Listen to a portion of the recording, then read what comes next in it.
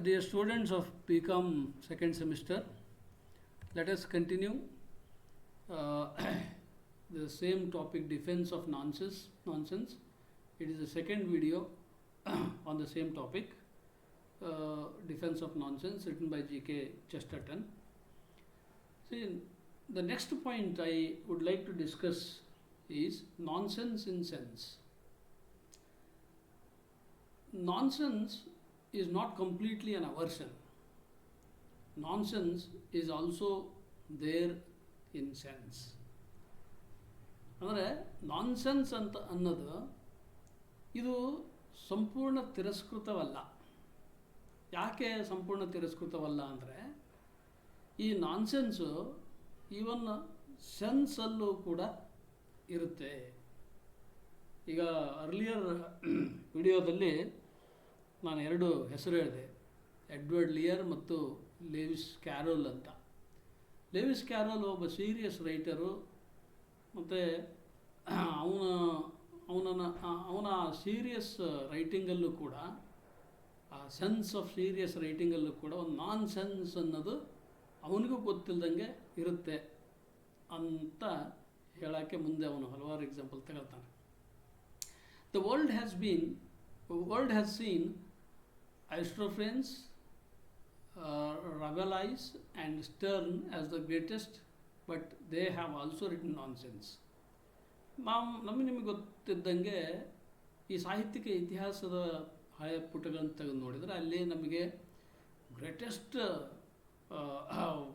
Stalwarts of beginning writers ನಮಗೆ ಕಾಣ್ತಾರೆ. ಯಾರು? ಅರಿಸ್ಟೋಫೆನ್ಸ್ ಇರ್ಬೋದು, ರಾಬೆಲೈಸ್ ಇರ್ಬೋದು, ಸ್ಟರ್ನ್ ಇಂಥವ್ರು ಕಾಣ್ತಾರೆ. ಅವರು ತುಂಬ ಗ್ರೇಟ್ ರೈಟರ್ಸ್ಗಳು. ಆದರೆ ಅವರ ಆ ರೈಟಿಂಗ್ಗಳಲ್ಲೂ ಕೂಡ ಅವರು ನಾನ್ ಸೆನ್ಸನ್ನು ಒಂದೆಲ್ಲ ಒಂದು ಥರದಲ್ಲಿ ಬರೆದಿದ್ದಾರೆ. There nonsense is identified as satiric and symbolic. ಅದನ್ನೇ ಇವರು ಯಾರು ವಿಮರ್ಶಕರು ಅದು ವಿಡಂಬನಾತ್ಮಕತೆಯಾಗಿ ಬರ್ತಾನೆ ಅಥವಾ ಸಾಂಕೇತಿಕವಾಗಿ ಬರ್ತಾನೆ ಅಂತ ಇವರು ಮಾತಾಡ್ತಾರಷ್ಟೇ. ಅದು in one R the other way it is also nonsense. It is like dancing around the truth. ಅಂದರೆ ಈ ಸೆಟೈರ್ ಮತ್ತು ಈ ಸಿಂಬಾಲಿಕ್ ಆಗಿ ಬರೆಯೋದು ಅಂತ ಐತಲ್ಲ, ಸ್ಯಾಟರಿಕ್ ಆ್ಯಂಡ್ ಸಿಂಬಾಲಿಕ್ ಆಗಿ ಬರೆಯೋದು ಅಂತ ಐತಲ್ಲ, ಯಾಕೆ ಬರೀಬೇಕು? ನೇರವಾಗಿ ಹೇಳ್ಬೋದಲ್ಲ. It is like dancing around the truth. ಇದು ಒಂಥರ ಸತ್ಯದ ಸುತ್ತಲೂ ಡ್ಯಾನ್ಸ್ ಮಾಡ್ದಂಗೆ, ಸತ್ಯನ ನೇರವಾಗಿ ಹೇಳಾರ್ದೆ ಸತ್ಯದ ಸುತ್ತಲೂ ಡ್ಯಾನ್ಸ್ ಮಾಡ್ದಂಗೆ ಅಂತ G.K. ಚೆಸ್ಟರ್ಟನ್ನ ಅವ್ರನ್ನ ಕ್ರಿಟಿಸೈಸ್ ಮಾಡ್ತಾನೆ. ಅಂದರೆ ನೀವು ನಾನ್ಸೆನ್ಸ್ ಅನ್ನೋದನ್ನ ಅದು ಒಪ್ಕೊಳ್ಳದೆ ಸುಮ್ಮನೆ it's like dancing around the truth ಅಂತ ಹೇಳ್ತಾನೆ. There is difference between the instinct of satire and the instinct of nonsense. ಆದರೆ ಈ ಸೆಟೈರ್ನ ಇನ್ಸ್ಟಿಂಕ್ಟಿಗೂ ಮತ್ತು ನಾನ್ಸೆನ್ಸ್ನ ಇನ್ಸ್ಟಿಂಕ್ಟಿಗೂ ಪ್ರವೃತ್ತಿ, ಅಂದರೆ ಇನ್ಸ್ಟಿಂಕ್ಟ್ ಆಫ್ ಸೆಟೈರ್, ಈ ಸೆಟೈರ್ನ ಪ್ರವೃತ್ತಿ ಮತ್ತು ನಾನ್ಸೆನ್ಸ್ನ ಪ್ರವೃತ್ತಿಗೆ ಡಿಫ್ರೆನ್ಸ್ ಇದೆ. Satire is seen in Kaiser's moustaches on the present archbishop. Satire ಕೇಸರ್ನ ಮುಸ್ಟ್ಯಾಚಸ್ಗಳ ಬಗ್ಗೆ ಹೇಳೋದಾದರೆ ಅದನ್ನು ಒಂದು ವೇಳೆ ಪ್ರೆಸೆಂಟ್ ಆರ್ಚ್ ಬಿಷಪ್ನ ಮೇಲೆ ನಾವು ಕಲ್ಪನೆ ಮಾಡ್ಕೊಂಡ್ರೆ ಅದು ಹಿಂಗೆ ನಾನ್ಸೆನ್ಸ್ ಆಗುತ್ತಲ್ಲ, ಹಾಗೆ. Next point, let us see what does G.K. Chesterton tell about Edward Lear's sense in nonsense. ಈಗ Edward Lear is known as the father of nonsense ಅಂತ ನಾನು ಆರಂಭದಾಗ ಹೇಳಿದ್ದೆಲ್ಲ. ಅವನ ಆ ನಾನ್ಸೆನ್ಸ್ ವರ್ಸಲ್ಲಿ ಏನು ನಾನ್ಸೆನ್ಸ್ ಐತಲ್ಲ, ಆ ನಾನ್ಸೆನ್ಸ್ನಲ್ಲೂ ಕೂಡ ಸೆನ್ಸ್ ಏನೈತಿ ಅಂತ ನೋಡೋಣ ಅಂತ ನಾವು. So Edward Lear is the father of nonsense. He is superior to Lewis. ಅವನು ಲೆವಿಸ್ಗಿಂತ ಶ್ರೇಷ್ಠ ನನ್ನ ಪ್ರಕಾರ ಅಂತ ಚೆಸ್ಟರ್ಟನ್ ಹೇಳೋದು. Because there is no idea of escape in Lear. ಯಾಕೆ ಅವನು ಲೆವಿಸ್ಗಿಂತನೂ ಲಿಯರ್ ಸುಪೀರಿಯರ್ ಅಂದರೆ, ಲಿಯರ್ ಯಾವುದೇ ಐಡಿಯಾ ಆಫ್ ಎಸ್ಕೇಪನ್ನು ಅವನು ಡಿಫೆಂಡ್ ಮಾಡೋದೇ ಇಲ್ಲ, ಅವನಲ್ಲಿ ಆ ಐಡಿಯಾ ಆಫ್ ಎಸ್ಕೇಪ್ ಅನ್ನೋದಿಲ್ಲ. ಆದರೆ ಅದೇ ಲೆವಿಸ್ ಸಟೈರ್ ಮತ್ತು ಸಿಂಬಾಲಿಸಮ್ ಅನ್ನೋ ಹೆಸರಿನಾಗ ಅವನು ಐಡಿಯಾ ಆಫ್ ಎಸ್ಕೇಪನ್ನು ಹೆಚ್ಚು ಡಿಪೆಂಡ್ ಆಗ್ತಾನೆ. He says the same and means the same. ಹಾಗಾಗಿ ಎಡ್ವರ್ಡ್ ಲಿಯರು ಏನು ಹೇಳ್ತಾನೋ ಅವನು ಏನು ಹೇಳ್ತಾನೋ ಅದರಲ್ಲಿರೋದು ಅದೇ ಅರ್ಥ ಆಗಿರುತ್ತೆ. ಆದರೆ ಅದೇ ಲೆವಿಸ್ ಏನು ಹೇಳ್ತಾನೋ ಒಂದಾಗಿದ್ದರೆ ಅದು ಅರ್ಥ ಇನ್ನೊಂದಾಗಿರುತ್ತೆ. So he is acceptable. ಹಾಗಾಗಿ ನನ್ನ ಪ್ರಕಾರ ಲೆವಿಸ್ಗಿಂತ ಎಡ್ವರ್ಡ್ ಲಿಯರು ಮೋರ್ ಅಕ್ಸೆಪ್ಟಬಲ್ ಅಂತಾರೆ. Let us see the sixth point, Lewis Carroll's nonsense in sense. ಹೆಂಗೆ ನಾವು ಲಿಯರ್ನ ನಾನ್ಸೆನ್ಸ್ನಲ್ಲಿ ಸೆನ್ಸನ್ನು ಡಿಸ್ಕಸ್ ಮಾಡಿದ್ವೋ ಹಾಗೆ ಲೆವಿಸ್ ಕ್ಯಾರೋಲ್ನ ನಾನ್ಸೆನ್ಸ್ನಲ್ಲಿ ಸೆನ್ಸ್ನಲ್ಲಿ ನಾನ್ಸೆನ್ಸ್ ಏನು ಅನ್ನೋದನ್ನ ಡಿಸ್ಕಸ್ ಮಾಡೋಣ. He is known as a serious and conventional Don.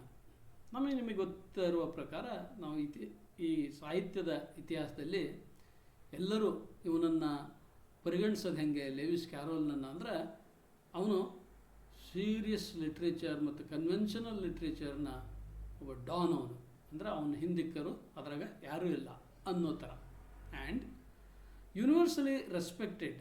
ಆ ಕಾರಣಕ್ಕಾಗಿ ಅವನೊಬ್ಬ don in serious literature and conventional ಲಿಟ್ರೇಚರ್ನ ಡಾನ್ ಅವನು ಅನ್ನೋ ಕಾರಣಕ್ಕೆ ಅವನಿಗೆ ಹೆಚ್ಚೆಚ್ಚು ರೆಸ್ಪೆಕ್ಟ್ ಇದೆ ಈ ಸಾಹಿತ್ಯದ ಒಂದು ಜಗತ್ತಿನಾಗ. But he is Philistine. Philistine means he is an anti-artist, means he is against the art, against the taste of art. ಅವನು ಈ ಕಲಾತ್ಮಕತೆಯ ವೈರುಧ್ಯವನ್ನು ಹೊಂದಿದ್ದಾನೆ, ಅದರ ವಿರುದ್ಧ ಅವನಿದ್ದಾನೆ. he has double standard. ಅವನಿಗೆ ಡಬಲ್ ಸ್ಟ್ಯಾಂಡರ್ಡ್ ಇದೆ. One in earth, another in dream land. ಅಂದರೆ ರಿಯಾಲಿಟಿಯಲ್ಲಿ ಅವನು ಒಂಥರ ಇದ್ದರೆ ಐಡಿಯಾಲಜಿಯಲ್ಲಿ ಇನ್ನೊಂದು ಥರ, ಡ್ರೀಮ್ ಲ್ಯಾಂಡಲ್ಲಿ ಇನ್ನೊಂದು ಥರ. ಅಂದರೆ ಹೆಂಗದಾನೋ ಹಾಗೆ ತೋರಿಸ್ಕೊಳ್ತಾ ಇಲ್ಲ. ಈ superficial. This is the idea of escape. ಇದನ್ನೇ GK ಚೆಸ್ಟರ್ಟನ್ ಕರೆಯೋದು ಐಡಿಯಾ ಆಫ್ ಎಸ್ಕೇಪ್ ಅಂತ.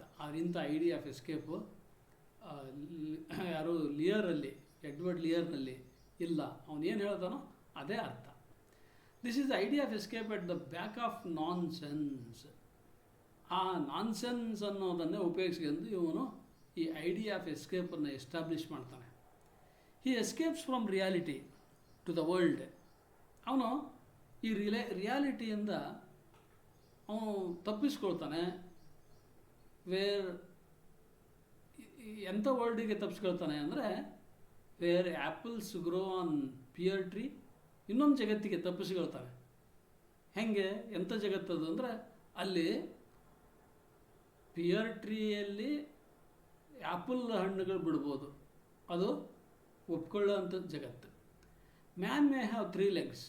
ಅದೆಂಥ ಜಗತ್ತು, ಅಲ್ಲಿ ಮನುಷ್ಯ 3 ಕಾಲುಗಳನ್ನು ಹೊಂದಿದ್ದಾನೆ ಅನ್ನೋದನ್ನು ಒಪ್ಕೋಬೋದು.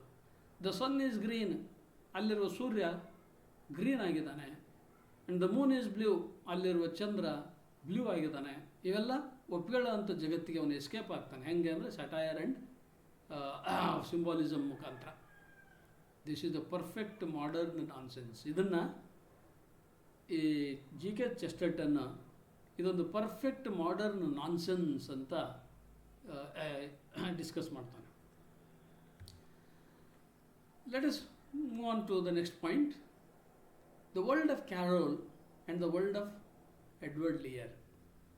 ಈ ಇಬ್ಬರ ಈ ಸಾಹಿತ್ಯಿಕ ಜಗತ್ತುಗಳನ್ನ ನಾವು ಕಾಣ್ತೀವಿ. ಒಂದು ಲೆವಿಸ್ ಕ್ಯಾರೋಲ್ನ ಜಗತ್ತು, ಇನ್ನೊಂದು ಎಡ್ವರ್ಡ್ ಲಿಯರ್ನ ಜಗತ್ತು. Carroll's wonderland is intellectual. ಕ್ಯಾರೋಲ್ನ ವಂಡರ್ಲ್ಯಾಂಡ್ ಐತಲ್ಲ, ಡ್ರೀಮ್ ಲ್ಯಾಂಡು, ಇದು ಇಂಟೆಲೆಕ್ಚುವಲ್ ಆಗಿದೆ. ಒಬ್ಬ ಬುದ್ಧಿಜೀವಿ ಸೃಷ್ಟಿಸಿದಂಥ ವಂಡರ್ಲ್ಯಾಂಡ್ ಇದು. Lear's is emotional and practical. ಆದರೆ ಎಡ್ವರ್ಡ್ ಲಿಯರ್ನ ವರ್ಲ್ಡ್ ಐತಲ್ಲ ಅದು ಇಮೋಷನಲ್ ಮತ್ತು ಪ್ರಾಕ್ಟಿಕಲ್ ಆದಂಥ world. Carroll works with pure reason. Carroll pure ರೀಸನ್ದೊಂದಿಗೆ ವರ್ಕ್ ಮಾಡಿದರೆ, which mankind has always regarded as a bit of a joke. ಆ ಪ್ಯೂರ್ ರೀಸನ್ನನ್ನು ಯಾವಾಗಲೂ ಮನ್ಕೈಂಡ್ ಒಂದು ಬಿಟ್ ಆಫ್ ಎ ಜೋಕ್ ಅಂತ ಪರಿಗಣಿಸಿದ್ದೆ. But Lear introduces his world with unmeaning words. ಆದರೆ ಅದೇ Edward ಲಿಯರು ಅವನ ಜಗತ್ತಿನಾಗ ಬರೀ ಅರ್ಥವಿಲ್ಲದ ಶಬ್ದಗಳೊಂದಿಗೆ ಅವನು ತನ್ನ ಜಗತ್ತನ್ನು ಪರಿಚಯಿಸ್ತಾನೆ. ಮತ್ತು ರಿಚ್ ಕಲರ್ ಆ್ಯಂಡ್ ರಿದಮ್, ಅದಕ್ಕೊಂದು ಶ್ರೀಮಂತವಾದ ಬಣ್ಣವನ್ನು ತುಂಬುತ್ತಾನೆ ಮತ್ತು ಅದರಲ್ಲಿ ಒಂದು ಅದ್ಭುತವಾದ ರಿದಮನ್ನು ಸೃಷ್ಟಿ ಮಾಡ್ತಾನೆ. Carroll makes his poem a mosaic of mysterious words.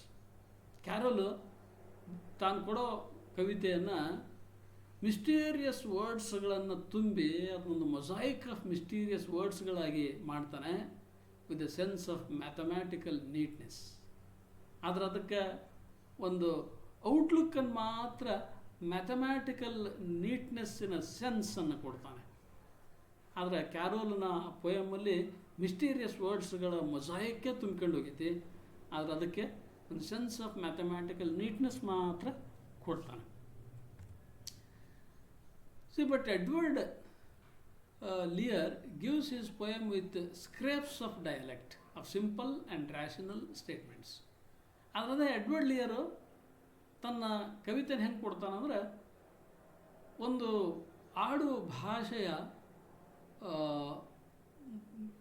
ಯಾತಕ್ಕೂ ಬಾರದ ಸಿಂಪಲ್ ಮತ್ತು ರ್ಯಾಷನಲ್ ಸ್ಟೇಟ್ಮೆಂಟ್ಸ್ಗಳ ಮುಖಾಂತರ, ಸಿಂಪಲ್ ಮತ್ತು ರ್ಯಾಷನಲ್ ವರ್ಡ್ಸ್ ಆ್ಯಂಡ್ ಸ್ಟೇಟ್ಮೆಂಟ್ಸ್ಗಳ ಮುಖಾಂತರ ತನ್ನ ಕವಿತೆಯನ್ನು ಕೊಡ್ತಾನೆ. Examples for a genial ring of common sense and rhythms ಅಂತ ಒಂದು ಎಕ್ಸಾಂಪಲ್ಸ್, ಒಂದು genial ring of common sense ಮತ್ತು ರಿದಮ್ಗೆ ಎಕ್ಸಾಂಪಲ್ಗಳನ್ನು ಕೊಡೋದಾದರೆ, far and few are the lands where Jumblies live ಅನ್ನೋ ಈ ಪೋಯಮ್ಮು. ಇಲ್ಲಿ ಯಾವುದು ಕೂಡ ಮಿಸ್ಟೀರಿಯಸ್ ಆಗಿಲ್ಲ, ಆದರೆ ಈ ಜಂಬ್ಲೀಸ್ ಅನ್ನೋದು ಅನ್ಮೀನಿಂಗ್ ವರ್ಡ್, ಇದಕ್ಕೆ ಅರ್ಥ ಇಲ್ಲ. For as aunt Jobiska said everyone knows that a Pobble is better without his toes. ಇಲ್ಲಿ ಕೂಡ ಯಾವುದು ಕೂಡ ನಮ್ಗೆ ಗೊತ್ತಿಲ್ಲ ಶಬ್ದ ಇಲ್ಲ. These are all the scraps of dialect of simple and rational statements. Those themselves will make beautiful poetry by Edward Lear. So, like this we discussed up to this point in this video. In the next video, we can continue and complete this topic. That will be the third video and the last video. Thank you.